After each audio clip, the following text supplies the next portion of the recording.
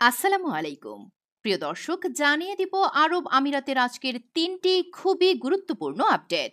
সংযুক্ত আরব আমিরাতের জনপ্রিয় লটারি বিগ টিকেটে প্রথমবার অংশ নিয়েই ৫০,০০০ দিরহাম জিতেছেন তরুণ মোহাম্মদ খোরশেদ আলম। গালফ নিউজের খবরে বলা হয়, ২২ বছর বয়সী খোরশেদ ৪ বছর ধরে শারজায় পানি বিক্রেতার কাজ করছেন। চিরকাল স্বপ্ন দেখলেও এতদিন টিকিট কেনার সাহস করেননি তিনি।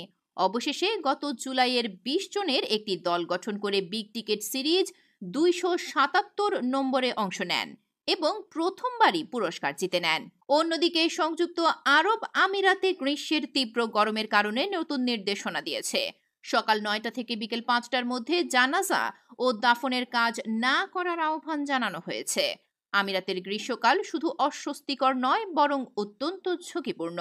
তীব্র গরমে ডিহাইড্রেশন, ত্বকের সমস্যা, শ্বাসকষ্ট ও হিট স্ট্রোকের আশঙ্কা থাকে। তাই স্বাস্থ্য সুরক্ষায় এমন পদক্ষেপকে গুরুত্ব দিচ্ছে দেশটির সরকার।